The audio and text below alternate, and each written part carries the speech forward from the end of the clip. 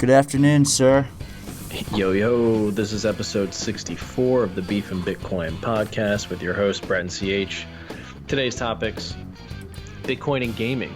Looks like first-person shooters are making a comeback here and implementing Bitcoin and Lightning, so we'll talk about that. Richard Hart and Hex are back, and so is our boy Trevon James from 2017. Trevon James. If anybody remembers BitConnect from back in the day, he's looks like he's jumping on the Hex bandwagon. So we'll touch on that for a few minutes. And last but not least, Poland has repatriated some of its gold that was held in England. A shitload of gold, actually. So, we'll talk about that and how central banks are typically a good thing to look at for inside buyers. But how you doing, man? Doing good. I can't believe Trevon James is back. I didn't actually think that was a thing. I had no clue he was actually coming back, or I thought he was in jail or just had disappeared off the face of the earth. I'm kind of curious if he still has, an Instagram and Twitter. I mean, he has a Twitter, obviously, but he still has an Instagram. So I remember he was pretty big on the IG. Yeah, he used to DM me a lot in 2017, actually, about, BitConnect stuff, and I was like, yeah, man, you gotta fuck off. Oh, man, the BitConnect days. Because, yeah, you were pretty, you got blew up pretty quickly, I felt like. In 2017, it blew up. It was pretty big. The crypto humor page was pretty big. So people like Trevon were reaching out a lot. Engagement, I remember. Yeah. Trevon was just trying to get you on the bandwagon. That's all. Dude, totally. Do you want to go to that now, or you want to go into this SPF game? Yeah, we can jump into Hex. Yeah, I might as well. We're on the topic. Should I just play this clip? Because it's Richard Hart speaking about BitConnect and promoters, and I think it's just hilarious. Yeah, let this rip. If you're obviously, you should be able to hear this if you are listening, but there is a video, and it's Richard Hart talking into a camera, being Richard Hart. Had two top promoters. BitConnect had two top promoters. One was Trevon James, and one was Craig Grant. They both now promote Hex. Why? Is it because someone reached out to them and told them to? Nope. It's because they knew that the design was going to pop off. They knew that it was going to be successful. So they're promoting it. And guess what they're not promoting? Some other bullshit. So every single referrer and every single person that we can onboard to an audited, openly verifiable, trustless peer-to-peer network like Hex, that's one more user and one more perhaps dollar that isn't going to a scam. I just want to make one simple observation here. If you can see, he has a Hex earring. I shit you not. That's a Hex. Yeah. Both Craig, is it Craig, what's his name, right? Craig Grant. Craig Grant, I wanted to say. Gosh, I was thinking, what's his name, right? Yeah. Fake Toshi. Yeah, Fake Toshi. Craig Wright and Trevon James were very well known for their pushing of the BitConnect pyramid scheme, that completely imploded in December of 2017 and then just went to zero. It was funny, though, because BitConnect rallied, I think, from it was a couple dollars. It rallied a shit ton off the bottom. It was one of those, last, hope pumps or whatever, if I remember correctly. But I can't believe that they're both back. But I guess, if they didn't really get in trouble. I think Trevon went to court, but I think that was it to the extent, because I guess he wasn't tied necessarily to BitConnect in that sense, besides for being a referrals or whatever. Yeah, I mean, it's not like he was the creator of the scam. He was just dumb enough to get roped into it and think that it wasn't a scam. And it's not, I saw this and I was just crying immediately. It was just the funniest thing I'd ever seen. But, Richard says it right in that video that he knew it was going to pop off because of the design. So in other words, Trevon's really good at figuring out which Ponzi schemes there are. And he's jumping into Hex, and it's just, I thought I would be surprised. You'd think someone like that would learn their lesson from BitConnect and realizing that it was just a gigantic Ponzi scheme. But I guess either people don't learn, or he really does know better that this is just a gigantic scam, and he still has enough followers on YouTube that he can push another scam, and it just is what it is. And that's one of the things I wanted to ask you about. Why do scammers always seem to connect with each other? Like, it's insane. I think they know how to pick each other out. I mean, anyone who kind of has a rational sense of scams or been around crypto enough, or just anything in life in general, because there's scams in all sorts of businesses. It's not just crypto. It's pretty obvious. Like, you look at people like this, like what they're promoting, what they're pushing. Anytime someone's guaranteeing you returns, there's how are they going to guarantee you returns unless they have a magic money making machine, aka the Fed? It's not. It's a load of horse shit, and I hate to put it that way, and I hate to swear over it, but it's what it is. And it's the reason that people are able to come back is because crypto space is dead. It's dead. Now, could this be the mark of a sign of a bottom, maybe, and that people are having interest again, and there's newcomers coming in? Maybe. I don't know for sure, but here's this little clip from Trayvon James. It's an 8-second clip about how he's supporting Richard Hart's Hex. Richard Hart's Hex. Is it a scam? I'm going to give you my 5 reasons why I'm giving him all of my Ethereum. So he's going to supposedly, and he is Trayvon James, is going to supposedly give him all of his Ethereum. I don't know how much Ethereum he has. He might stuff a lot. I mean, dude, he was making a boatload on BitConnect. If you watched he it, had a lot of Bitcoin. Dude, it was a lot. That people were making a boatload. If you were in early into BitConnect, people were raking in thousands and thousands and thousands of dollars every day. They were taking from BitConnect, converting back to Bitcoin, and then dumping into other altcoins that then went on to like 10 or 20x, if not more. So you get to bear that in mind too. I don't know what he sold, but it looked like from his channel page, and just a little heads up, you're going to have to edit out some sound that came up a second ago. I don't know if you heard it from Trayvon James's. It looks like he's still driving a Tesla. I could be wrong. But yeah, I mean, I think you made a good point that it's possible enough time has gone by that, the scammers can kind of pop back up again, and they either have a new group of people that they can scam because they weren't there in 2017 and didn't see what happened with BitConnect and that whole thing just completely collapsing.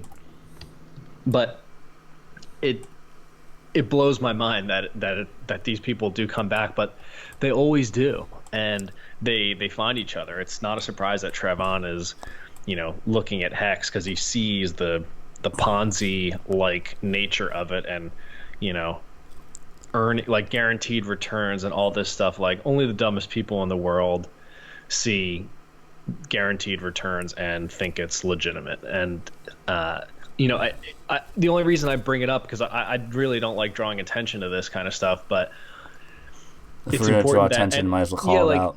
Yeah, like, you really need to make sure you're calling out these frauds. And I know anybody who's listening to this podcast isn't going to like dump their money into scams, but you might know someone who would, or will ask you questions about something like Hex or something like the next BitConnect or whenever else that comes up. And it's important that you're there to kind of self-regulate and make sure people aren't falling for these scams, because people always do, and they'll complain, they'll reach out to the SEC or whatever, then more regulation comes in, and then we're all fucked. Because someone didn't want to do their due diligence. Right. Somebody doesn't want to take responsibility for their actions and losing their money because they were tricked into investing in a scam. Like, everyone needs to be better here. So we need to kind of self-regulate this shit and call it out and make sure people are not pushing these scams to other people. It really sucks.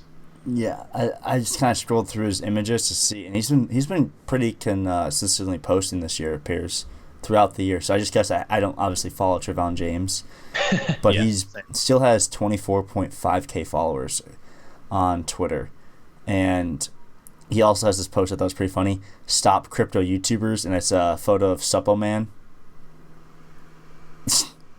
Oh my god. Yeah, is Suppo Man still alive? What the hell's with him? I thought he quit. Know. Didn't he quit? I'm pretty sure someone posted something about him quitting Bitcoin or something because the price dumped, which wouldn't surprise me. Yeah, it wouldn't surprise me either. You think it's time to jump into the first-person shooter? Yeah, definitely. I think we gave enough light to the scamminess. Yeah, call out scams. Call out scams. That's the end of the story. Yeah. Do you want to talk about this, or you? I think Yeah, for sure. I can talk about this. So, this came across my feed about a month ago or so, and it fell back in our list of topics, and I thought it was a good time to kind of talk about it. First person shooters, Bitcoin and gaming.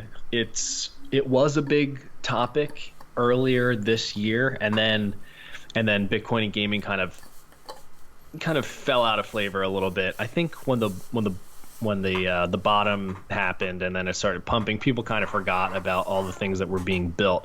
But I think I also underestimate how Bitcoin and gaming can integrate so well with each other. Probably just because I've kind of gotten out of the gaming space over the last half decade or so. I kind of haven't been spending a lot of time playing Call of Duty or whatever else. But you always make the point of calling Bitcoin internet money, and when you start to integrate online gaming with online money, I think it really does raise the stakes. It raises the stakes, and it changes the game drastically. Because I remember when I was playing a lot of video games in college or whatever, you were just playing for bragging rights and to fuck around with your friends and shoot each other and have the best kill death ratio and whatever. But now you can have real money on the line, right? Like you can earn satoshis by playing and by dominating other people. And it's just like when people put $20 on a baseball game or a football game or something. It's more exciting to watch, it's more exciting to play. Everything about it is more exciting just because the stakes are raised. And I think it's a good natural progression of integrating Bitcoin and gaming. Yeah, I agree with you here. I'm an FPS person when it comes to video games. I don't play as much as I used to, but something like this, definitely down the line when I have time and want to game, it would make it a lot more interesting. If I could make money gaming, why not? And I think the lure for anyone, young and old, would be there. And as you mentioned, it's internet money. So you can, the second you get those satoshis, you might get, let's say you play for a night, you make like $40 and you want to go buy something on Amazon. And I'm using Amazon because that's the typical place. But if you want to go buy something online and you can use that internet money, the $40 you just made to buy something new, that's the future right there. No, yeah, it's a total game changer because, let's face it, online gaming is blowing up from like the esports standpoint. You have more leagues, you have more money flowing into the space from like a competition standpoint. But now you can, I hate to use the word decentralize that, but now you don't need to go to a tournament. You don't need to go to like a tournament to win money anymore if you're really good at gaming. Like you can sit at home, play a first person shooter, which everybody loves, and you can put some sats on the line and you can earn sats. And I can foresee that just really growing and taking off. And we need to figure out ways to start integrating Bitcoin into more things just that are more mainstream. And gaming is one that I thought was kind of dying off just in general, but I think I was definitely wrong about that. And gaming is just, it's been growing in the background. And just because it's not in my echo chamber, I kind of forget about it. And it's important that Bitcoin starts being integrated in this, and especially we need to start, stress testing the technology. So, what better way? Like this, the Bitcoin bounty hunt first person shooter, they've seen the progression with the Lightning Network, and they said, okay, now that we don't have to deal with as many on-chain fees, we can start integrating Satoshis into the video game. And, I can imagine more and more games having built-in wallets, just as they do with, whatever Fortnite bucks and stuff like that. Like things can have wallets now, and you can do more stuff with them.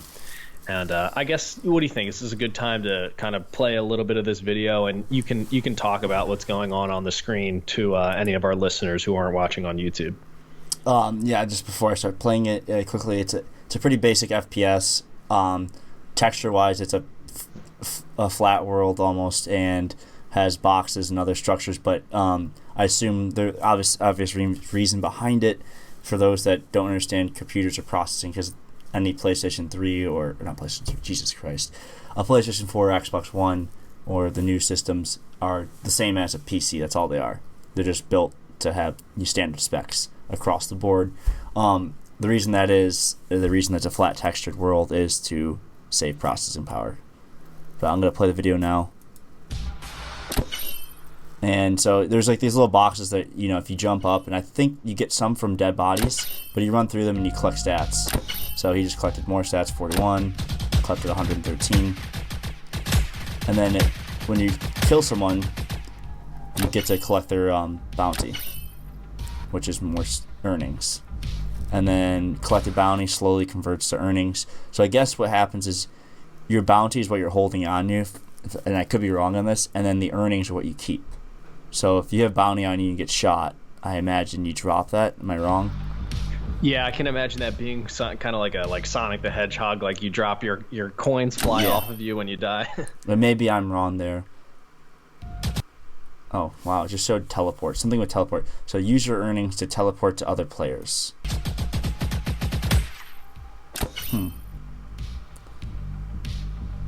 Yeah, no, that is interesting.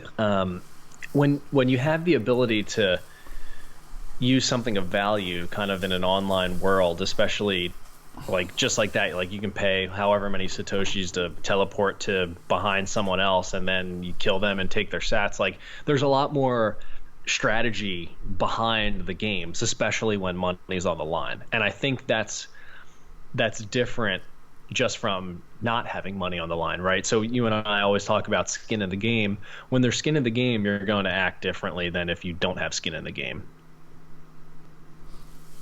Yeah, no, skin in the game is everything, and it, as you were saying earlier, it makes, like, that's why sports betting so lucrative, is for people. It turns games that don't matter into very meaningful things for people, whether you talk fantasy football, or just betting on games in general, over, under, etc. Yeah, it makes everything more exciting, and there's all of a sudden there's a lot more to it. I think gambling and Bitcoin are just a natural match. I think video game and Bitcoin are also a natural match, just because it raises the stakes, and all of a sudden, people probably kind of saw this coming a long time ago with being able to, just with online gambling, online betting, and then gaming, and as tournaments start coming up to the forefront, and we've seen a lot of money go towards esports. It really just makes sense that these are going to start naturally converging, and I think in hindsight, watching Bitcoin spread to online gambling, online gaming, any kind of betting in general, it'll just look really obvious, in my opinion. Yeah, it's kind of like Milton Friedman's interview. I think it's from the early 90s or mid 90s, where he talks about, he's like, the only thing that's missing now is a reliable e-money. Right. And he was talking about how that will drastically change the world we have, because, when you think of early mid 90s, this is the post-World War II world. You just had basically the two largest superpowers. One completely died off and disintegrated, the Soviet Union, and now you had the U.S. and at this point we've been on a fiat standard for 20 odd so years, which was the petrodollar, because this was post closing of the gold window by Nixon. And he saw it, and I believe he passed away like late 90s or early 2000s. So unfortunately, he didn't get to see it play out. But he saw the internet for what it was, and it was kind of this way to connect people, at a much cheaper way, and a way to, now anyone with a blog can blow up. Versus, even then, if you wanted to make some big headline, you had to, have a newspaper or have a publishing service, and you don't need that anymore. All you have to do is have an internet connection. You can publish something, and if you have followers, or if you have someone who has a lot of followers who retweets it, or puts it on blast, it gets caught by more people. I mean, think about how much stuff goes viral these days. Right. I mean, the first thing I can think of was like the Coney 2012 thing. Do you remember that? No, what was that? That was like about that African dude. There's like, I don't know if he was a warlord or he was murdering people, but Coney 2012. There's something. Oh yeah. It was a while ago. I remember. It was a while ago. That was the first thing I really remember going pretty viral. And then obviously you had he had killed a lot of people, right? Yeah, it was something like that. And then what was the There was like the ice bucket challenge. There's just other things like that where it just blows up. And then obviously there's other videos of people. Yeah, Kony 2012 was this thing that just blew up. I remember that. And it was this dude. Yeah. Yes, I remember that picture now. Yeah. Like this dude lives like in Africa, probably in an area where there's very little internet service, and all these Westerners, probably mainly white people, are just blowing him up. Think about it. Like, just like, I don't know. I'm sure what he was doing was atrocious, whatever was going on over there. But it, like, again, where the internet just put, the whole of the, technologically advanced, the first world, as you always say, first world problems, completely blew him up. Right. Yeah, it's just interesting. Now I'm kind of reading into this. Because it just kind of reminded me of this. So, forced recruitment of child soldiers. Yeah. Rebel militia. Lord's Resistance Army. Northern Uganda. Yeah. Yeah, it's interesting times. Yeah. Speaking of interesting times, Poland repatriated their gold from England. And, this is kind of the next topic that we were going to jump into. And gold has really... gold has been making moves in 2019, and I think it's important to, just as we said last episode, and to watch what they say or watch what they do and not what they say, right? So you have, a central bank repatriating their gold from another bank because they want to make sure that they're holding hard assets here as the legacy financial systems starts to show signs of weakness, especially with regards to fiat currencies. And Poland repatriated 100 tons of gold, which is, we did some quick back of the napkin, analysis, and that's around $4.72 billion worth of gold, 200,000 pounds. And it seems like Poland was taking the not your keys, not your gold standpoint, like give me my gold back because we're going to need it. And I don't know. I think it's such a good indicator of things to come. And, we've seen Russia and China have been buying gold for the last year or so. And I don't know. What do you think about this? Do you think this is an interesting indicator? It's been a trend we've seen, as you just mentioned, with Russia and China have been stacking gold basically since the global financial crisis for a while, and other countries, notable ones, Germany repatriated their gold. Hungary. That's why before the episode I was talking to Crypto Human here, and I was like, there's this picture that's a great picture where it shows Hungary repatriate their gold, and those watching on YouTube can see it. It looks like 4 special forces soldiers, heavily armed, camoed out, whatever, standing in front of the gold. And it wasn't, I say that much gold, but it was $130 million worth of gold they're protecting. So it was 3 tons worth of gold, so 6,000 pounds, which is still a lot of weight. And again, we were mentioning, I was like, I wonder how moving the process of moving this gold. I mean, granted, like when I think of large cargo jets, like the U.S. military has, like the C-5 Galaxy or the C-17 Globe. I can't remember the exact terms, but those you might be able to throw all that gold on one of a large transport plane. I assume you wouldn't throw it on one. I'd assume you distribute it between a few. But so moving that would be very interesting because you couldn't move it through with a couple vehicles. You'd need numerous trucks to do it. That's a lot of weight. Or maybe they did it by rail because they could do it from rail because England is linked via tunnels to France. So that's other possible route. But again, it's pretty interesting to see here the very, very noticeable trend of central banks and governments continually taking back their gold. And I was kind of mentioning this before.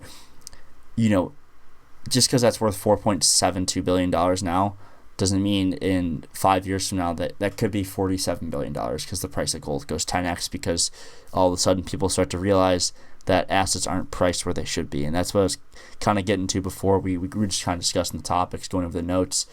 Here we are in this time where we don't know what everything's price is because we don't know the value of the US dollar. We don't know the value of the euro or the Canadian dollar or the Australian dollar because they're being printed, interest rates are manipulated, and eventually when the free market does take over again, when shit hits the fan, is the paper gold market going to close one day? Are we going to wake up on a Monday and you're not, the gold market isn't open because people are, demanding, instead of $1,475 gold, let's just use right now, that's the price right now, they want it at 2,000. That's, that's where the the offer's at, and people, obviously there'll probably be bids at that point, but they're shutting it down because they don't want that to happen. They don't want a fucking $500 jump in the price, because that wouldn't be good. And again, as you said, watch their actions, not what they say. Right. I think it's important to just keep that in mind. And I like to start thinking about gold and Bitcoin as distant cousins, right? One's a real physical asset, the other one's digital, but you really want to make sure you have your hands on that in times of uncertainty. And to see central banks look to take their gold back, or to stockpile gold, it's just such a good indicator of what people who have more inside information that you and I do, to watch their actions here. And just as I'm trying not to throw shade any particular direction, but just to show some of the differences. And we showed the picture of the special forces guys who are moving the gold from one place to another, and how expensive it is to move something physical rather than something digital.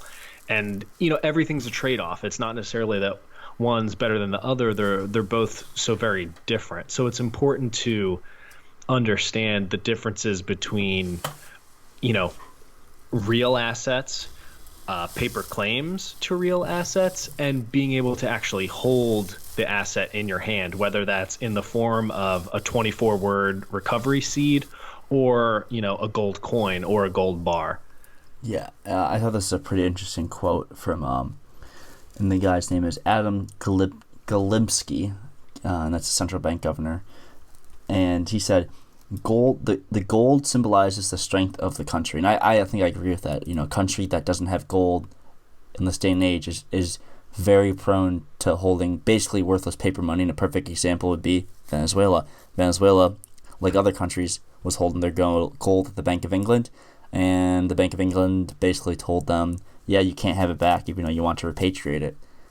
I don't know if we mentioned this in a previous podcast. It'd be pretty interesting if Venezuela sent a small armored force to try to go take back their gold in England. Yeah, I don't see that happening. But I don't.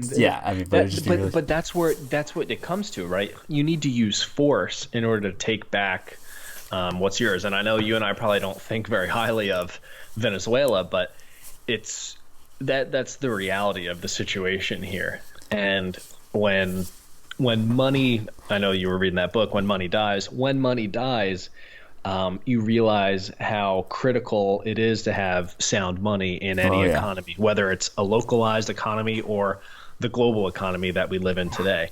And it's just such a reminder when I see these things that you need to protect yourself. You need to be aware of what's happening globally.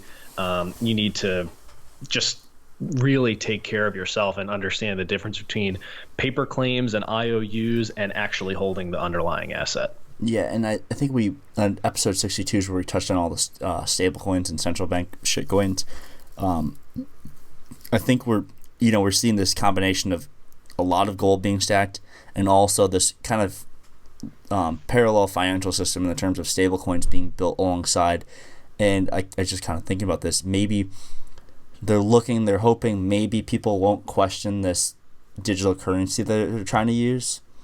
And if no one questions it, no one asks questions, and they're able to do it, they're going to hop from the paper fiat system to the digital fiat system and, just act like nothing's wrong with that, and then they have complete control. But I think you see the backup side of this is, hey, if we can, we'll have gold as a backup. So if it, for whatever reason, flops or we can't get this to come to fruition, we have gold, we have the power now. We can start a new currency. With this amount of gold, we can start a new currency. Basically, is what they would do. You would issue a new currency and say, hey, whatever. I don't know what the Polish, I don't even know what Poland uses.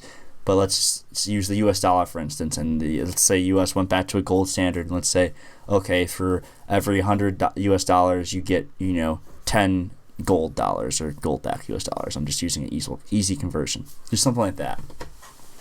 Yeah, I mean, it feels like that's the way you would think that this could go as currencies collapse and inflation works its way back into the system.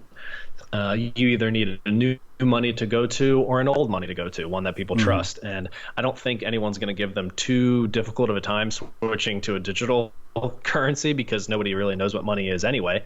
So I think that could be an easy sell, but the hard asset market is growing, and people from the other side of the coin here are starting to recognize that maybe these harder assets are more important than they would have given them credit to prior. So I just think it's kind of a good way to wrap this topic up, and just to as we said before, watch what they do and not what they say. 100, and that's with anything in life. Watch what they do, not what they say.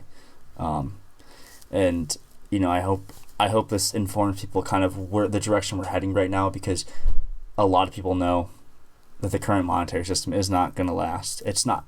Something has to change, and that's why you see things like Bitcoin spawn out of the global financial crisis. That's why you see countries that had no gold in the mid-2000s, when everything was cheery and dreamy, have been stacking gold for the better part of over a decade, because a lot of people, 2008, 2009 was a wake-up call. It was, oh wow, the system actually isn't that stable. And central banks have been doing whatever they can to kind of keep this new normal going for as long as possible. But the reality is it won't go forever. And I'm going to keep saying it. I'm going to live by this sword and die by this sword. So I'll leave it there.